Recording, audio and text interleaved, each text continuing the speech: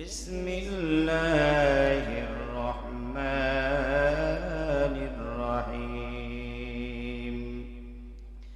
وما هذه الحياة الدنيا إلا لهو ولعب وإن الدار الآخرة لهي الحيوان لو كانوا يعلمون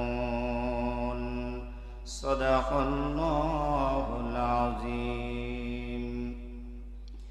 قال النبي صلى الله عليه وسلم من قرأ القرآن فاستظهره فأحل حلاله وحرم حرامه أدخله الله الجنة وشفعه في 10 من أهل بيته كلهم قد وجبت له النار.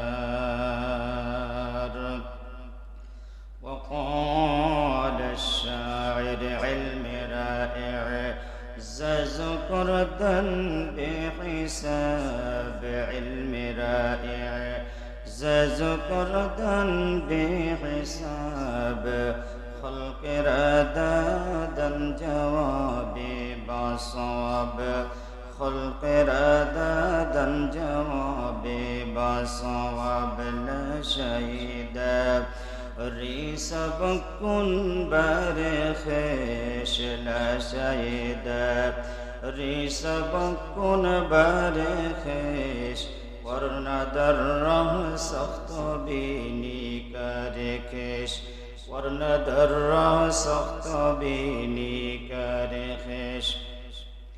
اللهم صل على سيدنا ونبينا وشفيعنا وحبيبنا ومولانا محمد صلى الله تعالى عليه وعلى آله وأصحابه وبارك وسلم. سبحان الله وبحمده سبحان الله العظيم.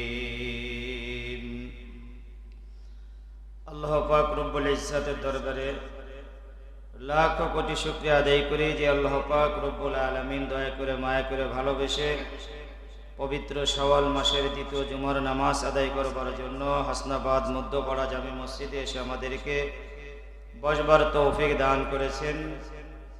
এজন্য আমরা সকলে অন্তরের অন্তঃস্থল থেকে শুকরিয়া আদান বলি আলহামদুলিল্লাহ। দুরুদ ও সালাম পীরে নবীজি হুজুরে পাক সাল্লাল্লাহু আলাইহি ওয়াসাল্লামের প্রতি মুহাব্বতের সাথে পড়ি সাল্লাল্লাহু আলাইহি ওয়াসাল্লাম। আমি সূরা আনকাবুতের থেকে একখানা আয়াতে কারিমা তিলাওয়াত করেছি। রাসূল পাক সাল্লাল্লাহু আলাইহি ওয়াসাল্লামের অগণিত হাদিস শরীফ থেকে একখানা হাদিস আমি পাঠ করেছি। আল্লাহ পাক রব্বুল ইজ্জত তৌফিক দান করলে আজকের জুমার খুতবার বয়ানের মধ্যে এই আয়াত এবং হাদিসের দিকে দৃষ্টি রেখে আখিরাত সম্পর্কে দুনিয়া সম্পর্কে কিছু আলোচনা আল্লাহ পাক রব্বুল আলামিন আলোচনা করার তৌফিক দান করুক। আমরা সকলে বলি আমিন। আমরা দুনিয়ার বুকে বসবাস করতেছি। আমাদের পূর্বে অনেক মানুষ এই দুনিয়ার বুকে বসবাস করেছে, আর আমাদের পরে অনেক মানুষ আসবে। কিয়ামত পর্যন্ত মানুষেরা বসবাস করবে। আমরা যেমনি এখানে আসি, কিছুদিন পরে আমরা দুনিয়া ছেড়ে চলে যাব। আমাদের বাপ দাদা পূর্বপুরুষ যারা তারাও ছিলেন, তারাও চলে গেছে। তো আসল কোনটা আর নকল কোনটা, আসল দুনিয়া কোনটা, এটা আমাদের বোঝা প্রয়োজন। যে আমরা দুনিয়ার মানুষেরা দুনিয়া নিয়ে ব্যস্ত আছি, দুনিয়ার এলেম নিয়ে ব্যস্ত আছি, দুনিয়ার হায়াত নিয়ে ব্যস্ত আছি, কিন্তু আসল হায়াত কোনটা এটা আমাদের অবশ্যই জানতে হবে। এই জন্যই এই দিকে লক্ষ্য রেখেই কুরআনুল কারীম থেকে আমি একখানা আয়াতে কারিমা তিলাওয়াত করেছি।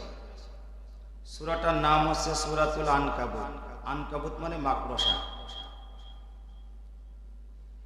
মাকড়সা, আনকাবুত শব্দের অর্থ হচ্ছে মাকড়সা। আল্লাহ পাক রব্বুল আলামিন কুরআনুল কারীমের মধ্যে এই ছোট্ট ছোট্ট ক্ষুদ্র প্রাণীদের নাম ধরে ধরে কুরআনুল কারীমের আয়াত মানে সূরা নাযিল করেছে। যেরকম সূরাতুল আনকাবুত, সূরাতুন নম,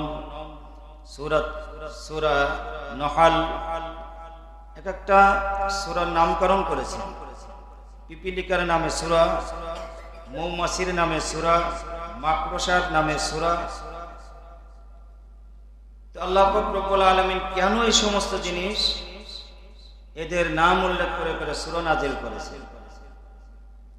পৃথিবীর মানুষেরা যাতে করে বুঝতে পারে যে ছোট ছোট ক্ষুদ্র প্রাণী, এদের নামকরণ করে আমি কি করেছি, এই সূরা আমি নাযিল করেছি। কিয়ামত পর্যন্ত তাদের নাম মানুষেরা স্মরণ করবে।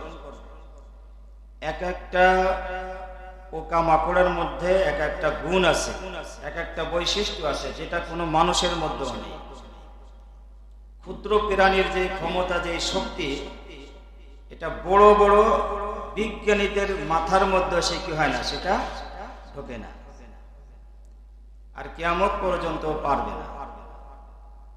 আমরা বাড়ই পাখি চিনি, বাড়ই পাখি বলে, বাড়ই পাখি যে বাসাটা তৈরি করে তাল গাছে, বড় বড় বট গাছে, নারকেল গাছে, এই বাসাটা এই পর্যন্ত কোনো বৈজ্ঞানিক আবিষ্কার করে এই তালের পাতা দিয়ে, এই খেজুরের পাতা দিয়ে এরকম বাসা এখন পর্যন্ত বানাইতে পারেনি, আর কিয়ামত পর্যন্ত পারবে না।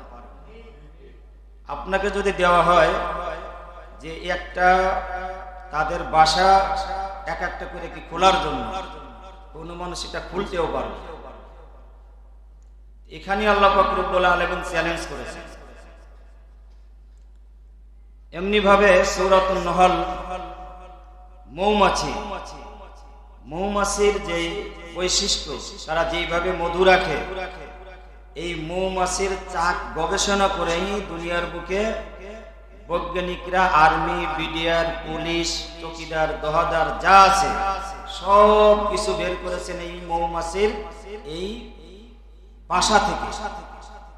এদের মধ্যে এরকম পাহারাদারি আছে, এদের মধ্যেও আর্মি আছে, বিডিআর আছে, রিজার্ভ সৈনিক আছে। এদের মধ্যে খাদ্য গুদামজাত করে রাখা হয়। সব কিছু একটা রাষ্ট্র চালানোর জন্য যা যা প্রয়োজন সব ছোট্ট একটা এই মৌমাছির এই বাসার মধ্যে সব কিছু আছে। দেখবেন ওখানেও ওরা ইনসাফের সাথে বিচার করে, কোনো দুর্নীতি ওদের মধ্যে নেই। আমরা অনেকে আমরা লিখি যে এখানে খাঁটি মধু পাওয়া যায়, এই কথা যে লেখছে হচ্ছে দুনিয়ার সবচেয়ে বড় বাটপা। খাঁটি মধু কেন হবে? মধুর ভিতর তো ভেজালি হবে না, মধু তো খাঁটি। এবার খাঁটি কথা বলবে কেন? কারণ মৌমাছি তো ভেজাল করে না, করে নাকি? তার ভিতর যে ভেজাল করে তার জন্য শাস্তিটা কি, শাস্তিটা শুনেন। মৌমাছির চাক যেখানে আছে আপনারা দেখবেন, নিচে যে দেখবেন অনেক মৌমাছির মাথার ধড় পড়ে আছে, বডি পড়ে আছে, অনেক মৌমাছি নিচে মরা পড়ে থাকে। কেন? ওদের যে প্রধান, তার পক্ষ থেকে নির্দেশ, হুকুম আছে যে কোনো একটা অপবিত্র স্থানে তোমরা বসতে পারবে না, অপবিত্র স্থান থেকে মধু আনতে পারবে না। তো যেই মৌমাছিটা এই বাসার মধ্যে ঢুকবে, ঢোকার সাথে সাথে চেকিং, যে চেক করে পাহারাদার, সে আগে ওটা চেক করে, এটা কি ভালো জায়গার মধু, ভালো ফুলের মধু না খারাপ ময়লা পায়খানা ইত্যাদি থেকে নিয়ে আসছে, এটা চেক করে। তখন ধরা পড়ে এর ভিতরে আবার আছে যে বিচারক, তার কাছে নিয়ে যাওয়ার জন্য তার বাধ্যতামূলক যেতে হবে এখানে। যখন চেক করে দেখবে যে এর ভিতরে ঝামেলা আছে, সাথে সাথে তার গর্দানটা কেটে দেয়। আর একজন আছে, সেই কাটার কাজে তার 24 ঘন্টা ওখানে বসে কি করবে, সে গর্দান কাটতে থাকবে। অন্যায় যার মধ্যে পাওয়া যাবে অপাত্রের থেকে যে মধু সংগ্রহ করবে তার শাস্তি হিসেবে তার গর্দান কেটে দেবে। কত বড় কঠিন! একটা মৌমাছি আর একটা মৌমাছির গর্দান কাটা যতটুকু কঠিন, আমার কল্লা আপনি কাটা ততটুকু কঠিন। কি বলেন? সেও ক্ষুদ্র, ও ক্ষুদ্র। অন্যায় করছে কি? আমিরের কথা মানি নেই, আমিরের সাথে কথা অমান্য করেছে, শাস্তি হিসেবে তাকে কি করছে? এটা গর্দান কেটে দিয়েছে। দেখবেন নিচে মৌমাছির কি আছে, এখানে বডি, মাথা পড়ে আছে। তো মৌমাছিরা যেইভাবে মধুটা সংরক্ষণ করে, মৌমাছির চাক আপনারা যারা কাটছেন দেখবেন যেখানে মধুটা থাকে, মধু কিন্তু ঢাকা থাকে না, এই খোলা অবস্থার মধ্যেই থাকে। এই পানি জাতীয়, তরল জাতীয় জিনিসটা এইভাবে মৌমাছির চাকের মধ্যে এই মৌমাছিরা ফিট করে রেখেছে। কোন পদার্থ, এরকম তরল পদার্থ পৃথিবীর কোন বৈজ্ঞানিক এইরকম মাকড়াসার মধ্যে মুখ খোলা অবস্থায় এরকম ভাবে আটকায় রাখার ক্ষমতা এখন পর্যন্ত কারো হয় নাই। আল্লাহ পাক রব্বুল আলামিন দুনিয়ার বড় বড় বৈজ্ঞানিকদেরকে এই ক্ষুদ্র একটা নহাল মৌমাছি এই পোকার কাছে কি ঠেকায় রাখছে। এমনি ভাবে অনেক ঘটনা আছে। তো সূরাতুল আনকাবুত থেকে আমি তেলাওয়াত করেছি এই জন্য যে দুনিয়ার হায়াত আসল নয়। আমরা তো দুনিয়া নিয়েই ব্যস্ত আছি, এটা আসল নাই। আসল হায়াত হচ্ছে কি? আখিরাত। বাস্তব এলেম, বাস্তব জ্ঞান দিয়ে আমরা সবাই মাতোয়ারা।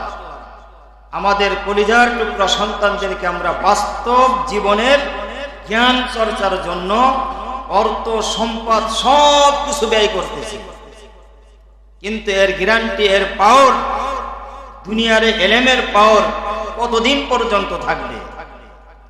যতদিন সে দুনিয়ার বুকে আছে। যখন মালাকুল মউত আজরাইলকে দেখবে, দুনিয়ার কোনো ডিগ্রি, কোনো শিক্ষা দীক্ষা, কোনো কিছুই তার আর কাজে আসবে না, সব পাওয়ার শেষ হয়ে যাবে। এজন্য আল্লাহ পাক রব্বুল আলামিন বলেন যে এই দুনিয়ার হায়াতটা হচ্ছে কেবলমাত্র মাকড়সার জালের মতো, বালির বাঁধের মতো, খেলাধুলার ময়দান। আসল হায়াত হচ্ছে আখিরাত। জোরে বলেন সুবহানাল্লাহ। ওমা হাদিহিল হায়াতুদ দুনিয়া ইল্লা লাহুবুন ওয়া লাইব ওয়া ইন্নাদ দারাল আখিরাতা লাহিয়াল হায়াওয়ান লাউ কানু ইয়ালামুন। আমরা দুনিয়ার মানুষেরা বাস্তব জীবন নিয়ে ব্যস্ত আছি। আমরা দুনিয়ার মানুষেরা সবাই তো আমরা শান্তি চাই, চাই কি চাই না? সবাই চাই যে আমি এবং আমার পরিবার পরিজন, আত্মীয় স্বজন, আমরা গ্রামবাসী, আমরা সবাই শান্তিতে থাকি। কিন্তু শান্তি, আসল শান্তি কোনটা? শান্তিতে থাকতে চাই, কিন্তু আপনি শান্তি কোনটাকে শান্তি মনে করেন? দুনিয়ার শান্তি মনে করেন না আখিরাতের শান্তি? আল্লাহ পাক দুনিয়ার শান্তির কথাও বলেছেন, দুনিয়াতে যে আমরা শান্তিতে থাকি এটাও চান, কিন্তু আখিরাতের শান্তি বাদ দিয়া শুধুমাত্র দুনিয়ার শান্তির কথা আল্লাহ পাক রব্বুল আলামিন নিষেধ করেছেন। কাবাঘর তওয়াফ করার সময় তো আল্লাহ পাক রব্বুল আলামিন বলেছেন যে এই কাবাঘর তওয়াফ করবে আর এখানে দুনিয়ার শান্তি, দুনিয়ার কল্যাণ এবং আখিরাতের কল্যাণও তোমরা কি চাইবে, শুধু দুনিয়ার কল্যাণ এখানে চাইবে না। এজন্য আমরা সেখানে কি দোয়া করি? রব্বানা আতিনা ফিদ দুনিয়া হাসানা, রব্বানা আতিনা, আল্লাহ তুমি আমাদেরকে দান করো। রব্বানা আতিনা ফিদ দুনিয়া হাসানা, দুনিয়ায় তুমি আমাকে সুখে শান্তিতে রাখো। ওয়া ফিল আখিরাতি হাসানা, এবং আখিরাতের সুখ শান্তি আল্লাহ তুমি আমাকে দাও। ওয়া কিনা আযাবান নার, আর জাহান্নামের আযাব থেকে আল্লাহ তুমি মুক্তি দাও। ওখানে আল্লাহ পাক রব্বুল আলামিন দুনিয়ার শান্তি শান্তির কথাও বলেছেন, কিন্তু আমরা মানুষেরা শুধুমাত্র দুনিয়ার শান্তি নিয়ে ব্যস্ত আছি। কলিজার টুকরা সন্তানকে দীর্ঘ 26-27 বছর লেখাপড়া শেখাই, দুনিয়ার ডিগ্রি অর্জন করার জন্য, বড় একজন উকিল বানানোর জন্য, বড় একজন ব্যারিস্টার বানানোর জন্য, এসপি এরকম কর্নেল বানানোর জন্য দীর্ঘ 30 বছর পর্যন্ত তার পিছনে লক্ষ লক্ষ টাকা আমরা ব্যয় করতে থাকি। এরপরে চাকরি পাইতেও পারে, নাও পাইতে পারে, কোনো গ্যারান্টি আছে? আমি মনে করি চাকরি পেয়ে গেলাম, দুনিয়ার অর্থ সম্পদ আমি সব কিছু জমা করলাম, দুনিয়ায় আমি স্বচ্ছন্দে চললাম। দুনিয়ায় চলার পরে যখন নাকি তার বয়স বাড়তে থাকে, এই দুনিয়ার বাস্তবিক জ্ঞান, যেটা দুনিয়ার জ্ঞান, এইটা কিন্তু তার আস্তে আস্তে কমতে থাকে। কমতে থাকে কি থাকে না? ডাক্তার সরকারে একজন বয়স্ক চাকরিজীবীকে 55 বছর 60 বছরের ভিতরে কি করে, বাড়ি পাঠায় দেয়। কি জন্য পাঠায় দেয়? যে তার এখন আর এই অফিস ধরে রাখার মতো ক্ষমতা তার নাই। এখন সে উলট পালট শুরু করে দেয়। একজন হাই স্কুলের মাস্টার যখন তার 55 বছর বয়স হয়ে যায়, ছাত্ররা তার কাছে একটা অঙ্ক নিয়ে গেলে বলে, এই অঙ্ক নিয়ে তোমরা আমার কাছে আসো? আরে ওই যে সবুজ স্যার আছে, 22 বছর বয়স, 26 বছর, মাথা ঠিক আছে, শক্তিশালী আছে, ওর কাছে যাও। আমি কি আবুল তাবুল বলে দেবো? সরকারে তো এমনি 3 মাস পর আমার বিদায় করবে। এসব অঙ্ক তো আমার দ্বারা সম্ভব না। কি বলেন? এরকম বলে কি বলে? এই বয়সে তোমরা আমার কাছে নিয়ে আসছো, আমার দ্বারা সম্ভব। বোঝা গেল দুনিয়ার জ্ঞান আস্তে আস্তে আস্তে আস্তে হ্রাস পাইতে থাকে, কমতে থাকে। দুনিয়ার যোগ্যতা আস্তে আস্তে কমতে থাকে, কিন্তু আখিরাতের জ্ঞান, ইলমে দ্বীন যাকে বলা হয়, দ্বীনের জ্ঞান যাকে বলা হয়, এইটা যত বয়স হয় এটা হ্রাস পায় না, বরং এই জ্ঞান আরো বাড়তে থাকে। আল্লাহু আকবার। তা না হলে আহমদ শফি সাহেব 104 বছর হায়াত পাইছে। যেদিন উনি মারাত্মক অসুস্থ হয়, চিটাগাং থেকে আজগার আলী হাসপাতালে হেলিকপ্টারে নিয়ে আসা হলো। তখনও তিনি হাটাজারি মাদ্রাসার প্রিন্সিপাল, না উনি চাকরি ছেড়ে দিয়েছে। 104 বছর বয়সের ভিতর এই দুনিয়ার এলেম, দুনিয়ার বাস্তবিক জ্ঞান যারা অর্জন করে, যারা স্কুল কলেজে পড়ে, তারা 104 বছরে তো 2 বার পেনশন পাওয়ার কথা। কি বলেন, ঠিক কিনা? অথচ লোকটা তখন কি হয় নাই, তিনি পেনশনে যায় নাই, তিনি পেনশনে কেউ পাঠায় নাই। উনি মারা গেছেন। মারা যাওয়ার পরে আবার হাটাজারি মাদ্রাসায় নেওয়া হলো। উনাকে দাফন করার পরে যতক্ষণ দুনিয়ার বুকে ছিল, উনার স্থানে অন্য কাউকে নিয়োগ দেওয়া হয় নাই। সম্মান দেওয়ার মালিককে। উনার লাশ দুনিয়ার বুকে আছে, তারপরও কিন্তু ওনার স্থান কি করা হয় নাই। কেউ ইস্তালাভিষিক্ত হিসেবে কেউ বসতে পারে নাই। মুফতি আমিনী সাহেব লাশ যখন কবরের মধ্যে দেওয়া হলো, ওই ব্রাহ্মণবাড়িয়ার থেকে আবার আসলো, তারপরে নতুন মুহতামিম, নতুন প্রিন্সিপাল নিয়োগ দেওয়া হলো।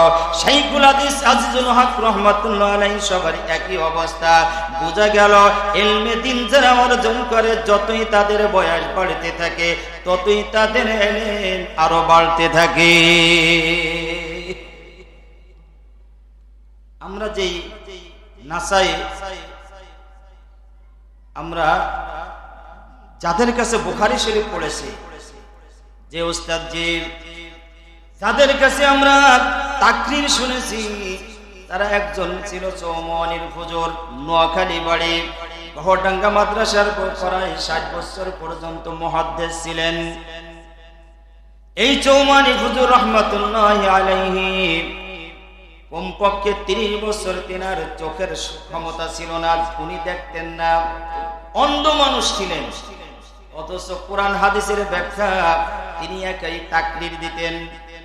মানে 86টা কিতাব এই একই ধরনের হাদিস পরেই আসতে থাকে, কিন্তু একজন হুজুর আছে যিনি সব মাদ্রাসায় তিনি কেবলমাত্র তাকরীর লেখাবেন, তিনার এই ব্যাখ্যা, সব হাদিসের ব্যাখ্যা তিনি লেখাবেন। তো গহরডাঙ্গা মাদ্রাসায় যিনি লেখাইতেন, মাওলানা সফিউল্লাহ সাহেব ছিলেন নোয়াখালীর হুজুর, চৌমনির হুজুর নামে পরিচিত। উনি এই অন্ধ অবস্থায় সমস্ত তাকবীর গুলো উনি দিতেন। জোরে বলেন সুবহানাল্লাহ। ওনার বয়স তো তখন 90 বছর হয়ে গেছে আমরা যখন পড়ছি, কিন্তু ওনাকে তো মাদ্রাসা থেকে বিদায় দেয় নাই, বরং ওনাকে ইজ্জতের সাথে রাখছে। কি জন্য?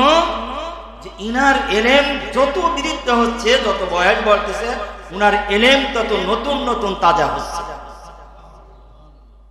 এজন্য মুরব্বীদেরকে রেখেও দেয় বরকতের জন্য, আর শুধু বরকতের জন্য নাই, মেইন বড় কিতাব তারাই পড়ায়। কিন্তু দুনিয়ার এলেম, দুনিয়ার জ্ঞান, একজন আর্মি 30 বছর যখন বয়স হয়ে যায়, 40 বছর বয়স হয়ে যায়, তার চাকরির বয়স 20 বছর আসে, আগেই বাড়ি পাঠায় দেয়, যাও বাড়ি যাও, তোমার দ্বারা এখানে কাজ চলবে না। ব্যাংকের ম্যানেজার সাহেবের একই অবস্থা, 60 বছর তোমার বয়স হয়ে গেছে, আর এখানে তোমার থাকার প্রয়োজন নাই, এখন তুমি বড় ধরনের উলট পালট করে ফেলবা। আর যারা আলেম ওলামা, তারা যত বয়স বাড়তে থাকে, তাদের এলেম আল্লাহ পাক রব্বুল আলামিন এমনি ভাবে বাড়াইতে থাকে। সুবহানাল্লাহ। এখন এই এলেম, বাস্তব জীবনের এলেমটা, সে পেনশন পাক, টাকা পাক, তার যে পাওয়ার, সিগনেচারের যে পাওয়ারটা কতদিন পর্যন্ত থাকে? তার থাকে যেদিন মারা যায়, এর আগ পর্যন্ত। মারা যাওয়ার সাথে সাথে তার সমস্ত পাওয়ার শেষ হয়ে যায়।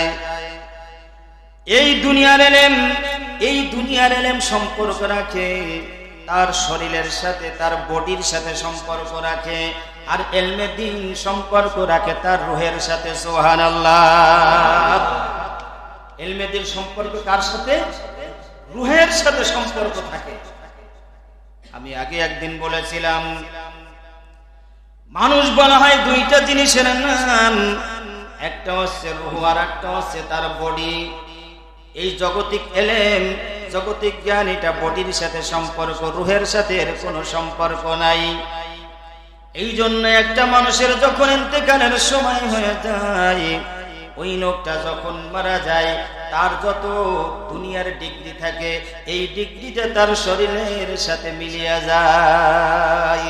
আর আখিরাতের এলেম, এলমে দ্বীন যার মধ্যে থাকবে, এলমে দ্বীন যার মধ্যে থাকবে, রুহের সাথে এলমে দ্বীনের সম্পর্ক, এই রুহতে তার এই এলমে দ্বীনটাকে নিয়ে একটা উড়াল দিয়া ইল্লিন নামক স্থানে পৌঁছে যায়। সুবহানাল্লাহ। আখিরাতের জ্ঞান, আখিরাতের এলেম, এই এলেম সব রুহের সাথে সম্পর্ক। রুহের সাথে যার সম্পর্ক, সে কি রুহ কি তারা রেখে যাবে দুনিয়া? এই রুহটাকে দুনিয়ায় রেখে যাবে না। সে যে দুনিয়ার বুকে কোরআন হিফজ করেছিল, সে যে দুনিয়ার বুকে বড় আলেম হয়েছিল, এটা রুহের সাথে সম্পর্ক। ওই লোকটা যখন মারা যায়, রুহ যখন বের হয়ে যায়, রুহটার সাথে সাথে ওই রুহ এলেমকে নিয়ে একটা দৌড় দিয়া, উড়ান দিয়া আল্লাহর ইল্লিন নামক স্থানে, যেখানে জান্নাতবাসীদের রুহ থাকবে, ওই রুহদের সাথে মিলিত হয়ে যায়। আর দুনিয়ার এলেম তার বডির সাথে মিলে যায়। এই দুনিয়াই শেষ, কবরস্থানে নিলাম, মাটি দিলাম, এখানে দিয়ে তার বডির সাথে শেষ হয়ে যাবে। বলতে পারেন এমন কথা, একতরফা কথা, এটা কিভাবে বলতেছে? প্রমাণ হচ্ছে 1 নম্বর, দুনিয়ার কোন ডিগ্রিদারকে আল্লাহ পাক রব্বুল আলামিন হাসরের ময়দানে বলবে না, ও ডিগ্রিদারে, তোমার জ্ঞান তুমি পড়তে থাকো, আর আমার জান্নাতের এক একটা মাকাম, এক এক তালায় তুমি উঠতে থাকো, এমন খবর আল্লাহর পক্ষ থেকে দেওয়া হবে না। বলা হবে নাকি? তুমি তো বড় উকিল ছিলা, তুমি বড় ব্যারিস্টার ছিলা, বড় মাস্টার ছিলা, তুমি বড় দাপড়ালা ছিলা, মানুষকে শুধু ঘুরে করেছো, কত কিছু করেছো। তোমার বুদ্ধি বিবেকের মাধ্যমে, তোমার বিদ্যার জোরে আজ তুমি আমার জান্নাতে উঠতে থাকো। তোমার বুদ্ধি যেখানে শেষ হবে, ওখানে যে আমার জান্নাতের স্তর শেষ হবে। এমন ঘটনা, এমন খবর কি এই পর্যন্ত কেউ শুনছেন? তাহলে বোঝা গেল দুনিয়ার বিদ্যা বুদ্ধি যা আছে, তার বডির সাথে মিশে যাবে, বডি পচে যাবে, তার এই সমস্ত বিদ্যা বুদ্ধি সব শেষ হয়ে যাবে। আর আখিরাতের ইলম যেটা রূহের সাথে সম্পর্ক থাকবে রে, এই রূহের সাথে যে জ্ঞান থাকবে, সম্পর্ক থাকবে, এই রূহ ওই ইলম নিয়ে চলে যাবে ইল্লিনে। যখন হাসরের ময়দান কায়েম হয়ে যাবে, রূহ আবার তার কাছে হাজির হয়ে যাবে। আল্লাহু আকবার। এই রূহ তার সামনে হাজির হয়ে যাবে। আল্লাহ পাক রব্বুল আলামিন যখন কোন শব্দ বলবেন, তাকে যখন হাজির করা হবে, রূহ তার বডির সাথে আবার মিশে যাবে। আখিরাতের বডির সাথে তার রূহ মিশে যাবে, রূহতে আবার কথা বলতে থাকবে। আল্লাহ হুকুম দিবেন, ও বান্দা তুমি বলো, তোমাকে ক্ষমতা দেওয়া হলো, তুমি বলো ও ইলম তোমার ক্ষমতা দেওয়া হলো, তোমার এই বান্দার সাথে তুমি কি ব্যবহার করবে। এবার ইলমে বলতে থাকবে, আল্লাহ কোরআন তেলাওয়াত করেছে এই ব্যক্তি, কোরআন সে পড়েছে, দুনিয়ার ইলম চর্চা করেছে। আল কোরআন ওয়াসিয়ামু ইয়াশফাআন লিল আবদি, কোরআন তার সামনে দাঁড়িয়ে যাবে, কোরআনে বলবে, আল্লাহ এই বান্দা আমি কোরআনকে তেলাওয়াত করেছে। যেই কোরআনের সম্পর্ক ছিল রূহের সাথে, যেই কোরআনের সম্পর্ক ছিল আখিরাতের সাথে, তার বডির সাথে কোনো সম্পর্ক ছিল না। আল্লাহ এই কোরআন তো তুমি তার সিনার মধ্যে ঢুকাইছো। রব্বুল আলামিন আল্লাহ এই ব্যক্তি আমি কোরআনকে পড়েছে, এই কোরআন মোতাবেক আমল করেছে। রব্বুল আলামিন আজকে আমার সুপারিশ কবুল করো আল্লাহ, তোমার এই বান্দাকে তুমি জান্নাত দান করিয়ে দাও। এলেমে এখন তাকে কি করতে থাকবে, তাকে নিয়ে লড়তে থাকবে। হাসরের ময়দানে যাবে, পুলসিরাতে যাবে, ওখানে এলেমে তাকে বাঁচাইতে থাকবে।